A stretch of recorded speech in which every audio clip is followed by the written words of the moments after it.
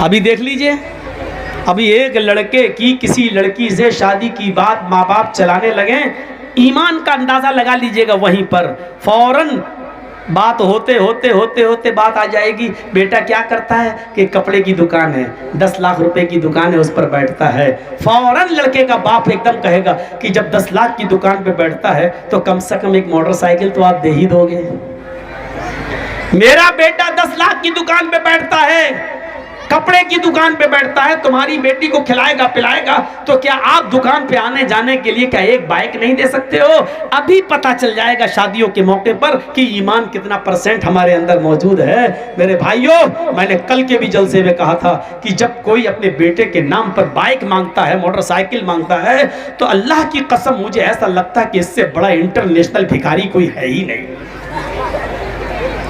मेरे दरवाजे पर कोई लगड़ा लूला आए, 100, 200, 500 रुपए देने में अच्छा लगता, कमाने के लायक नहीं है, हाथ कटे हैं, पैर कटे हैं, लंगड़ा है, आंखों से अंधा है, अल्लाह के नाम पे मांग रहा है, 100 रुपए दे दो बेचारे को, अच्छा लगता है क्योंकि वो अल्लाह के नाम पे मांग रहा है। अब ईमानदारी के साथ बताओ, ये हट्टा कट्टा नौजवान तंदुरुस्त और अपने बेटे के नाम पे कह रहा है 70,000 की बाइक दे दो,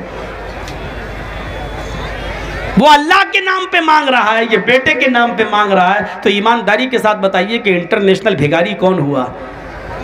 जो अल्लाह के नाम पे 100 रुपए मांगता वो, या जो अपने बेटे के नाम पर मोटरसाइकिल मांग रहा है वो कौन है? ये आप फैसला करके बताइए कि इन दोनों में इंटरनेशनल भिखारी कौन है। अल्फाज मेरे कड़वे हैं, सख्त हैं, जहरीले हैं, लेकिन सुनना पड़ेगा आपको।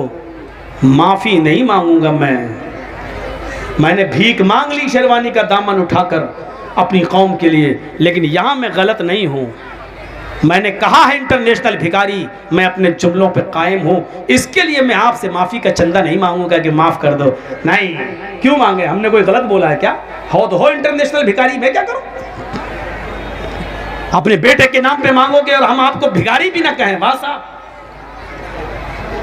बारात आ रही है साहब, 400 और 500 आदमी बारात में जा रहे हैं। ईमान देखिए हमारा, 400-500 आदमी लड़की वाले से कह रहे हैं साहब हेलो 400 आदमी की बारात जा रही है। अच्छा, लड़की का बाप मजबूर है, अच्छा ठीक है, सुनो दहेज में 2-3 आइटम कम दे दोगे चलेगा, लेकिन खातरी में कमी नहीं होनी चाहिए, हमारे मेहमान की मेहमान नवाजी अच्छी होनी चाहिए। जानते हो इसका मतलब क्या है? ये लड़के का बाप जो लड़की के बाप से कह रहा है मेहमान नवाजी अच्छी होनी चाहिए, इसका मतलब आप समझ रहे हो? इसका मतलब है मेरे साथ जो 250-300 बाराती आ रहे हैं, बाराती नहीं चोर जो आ रहे हैं, चोर भी नहीं, डाकू, ये लुटेरे जो हमारे साथ आ रहे हैं, इनको छोटा बड़ा नहीं चलेगा, छोटा देना, मतलब मुंह से नहीं कह रहा, मुंह से इतना कहा खातरी अच्छी कर देना, जहेज में 1-2 आइटम कम दे देना चलेगा, लेकिन खातरी अच्छी कर देना, मेहमान नवाजी अच्छी। ये इस अच्छी में बहुत सी चीजें छिपी हुई है, यानी बड़ा नहीं चलेगा, छोटा देना, पोल्ट्री नहीं चलेगा, देसी मुर्गा चलेगा, वो देना, 1 आइटम नहीं चलेगा, 5-6 आइटम देना। इस अच्छी में ये सारी चीजें छिपी हुई हैं, और इन लुटेरों का पेट भरने के लिए उस लड़की का बाप कहां से बेचारा कर्जा लेता है, और आपको एक टाइम अच्छा खाना खिला देता है। अच्छा खाने का मतलब समझ गए ना?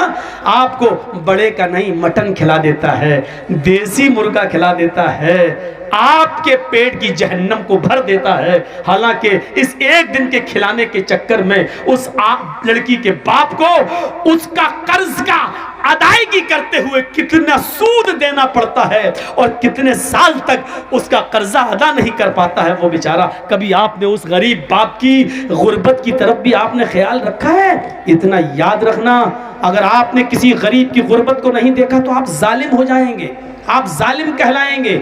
ये जमीन पड़ी है, ये खाली जमीन है जहां औरतें बैठी हुई हैं, मैं यही रहता हूं, थोड़ा पानी दीजिए, मैं यही रहता हूं, चलिए मान लीजिए मुझे मालूम है कि ये एक जमीन किसकी है। आपका नाम? शराफत अली इनका नाम है।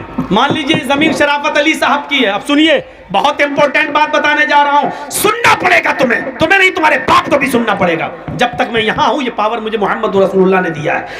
बैठो यहां पर, सुनो। ये ज़मीन शराफत अली साहब की है, 2 लाख की ज़मीन है।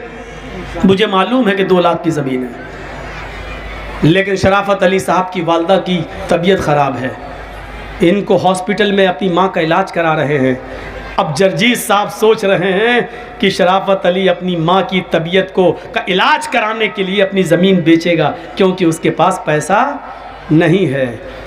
अब जर्जीज साहब उसकी ज़मीन बिकने का इंतज़ार कर रहे हैं और मजबूरी का फ़ायदा उठाना चाहते हैं कि 2 लाख की ज़मीन हमें 1.5 लाख में मिल जाए। शराफत साहब आए, जर्जी साहब आप मोहल्ले में अच्छे आदमी हैं, आप हमारी ज़मीन ले लीजिए। साहब हमें ज़मीन की ज़रूरत नहीं, और लॉकडाउन के बाद ज़मीन की कीमत बढ़ भी नहीं रही है साहब, हालात ख़राब नहीं है। साहब ले लीजिए, मेरी माँ की तबीयत ख़राब है। ओह अच्छा, वालदा की तबीयत ख़राब है, हाँ ठीक है, अगर 1.5 लाख रुपए में देना तो दे दो, क्योंकि ज़मीन की कीमत बढ़ तो रही नहीं है। मालूम है कि 2 लाख की है, लेकिन शराफत अली साहब मजबूर हैं और ये अपनी माँ का इलाज कराने के लिए वो ज़मीन 1.5 लाख रुपए की दे देते हैं। हमने 1.5 लाख लगाया, इन्होंने 1.5 लाख दे दिया, लेकिन जर्जीज को मालूम है कि वो ज़मीन 2 लाख की है। अल्लाह की कसम, हम इसके बावजूद बेईमान हैं, चाहे सौदा करके ही हमने क्यों ना लिया हो, क्योंकि हमें मालूम है कि वो 2 लाख की ज़मीन है। हम हक मार रहे हैं, हम मजबूर की मजबूरी का नाजायज़ फ़ायदा उठा रहे हैं। और इस्लाम ये कह रहा है कि तू चाहे कितनी नमाजें पढ़ ले, चाहे कितने रोज़े रख ले, लेकिन तूने अपने मुसलमान भाई के ऊपर जुल्म किया है, अल्लाह की कसम तेरी नमाज कबूल नहीं होगी, तेरा रोज़ा कबूल नहीं होगा। हम पढ़े कहाँ हैं? चले गए मस्जिद में, पढ़े आए 2 रकात नमाज पढ़ के, दाढ़ी पे हाथ फेर के निकल गए, लगता है जैसे अल्लाह पे बहुत बड़ा एहसान करके आए हैं, अल्लाह पे बहुत बड़ा एहसान करके आए हैं। जब तक तुम लोगों की मजबूरी का फायदा उठाओगे, तुम्हारी इबादत कबूल नहीं होगी। कभी आपने ये भी सोचा है कि साहब 2 लाख की ज़मीन है शराफत अली साहब की, इनकी माँ का इलाज होना है, बेचारे को ज़रूरत है पैसों की, चलो 2 लाख की ज़मीन को हम 2.25 लाख में ले लेते हैं, बेचारा अपनी माँ का इलाज करा रहा है। ऐसे किसी के सामने हाथ फैलाने में शर्म आ रही है, चलो 2 की ज़मीन हम 2.25 में ख़रीद लेते हैं, हमारी ज़मीन पड़ी रहेगी 2-4 साल, उसकी कीमत बढ़ जाएगी, लेकिन एक मजबूर आदमी बेचारा अपनी माँ का इलाज करा लेगा। कभी 2 लाख की ज़मीन को 2.25 लाख में लिया हमने? कभी 2 लाख की ज़मीन का 2.5 लाख दिया है?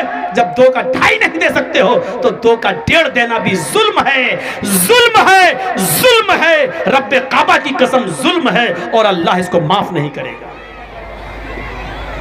मजबूर के मजबूरी का फायदा उठाएंगे आप? ईमान इस चीज का नाम नहीं। यही तो हमारी ईमान की कमजोरी है, यही तो हमारी ईमान में कमजोरी है। हमारी बुनियाद जब कमजोर है तो इमारत कैसे मजबूत हो सकती है?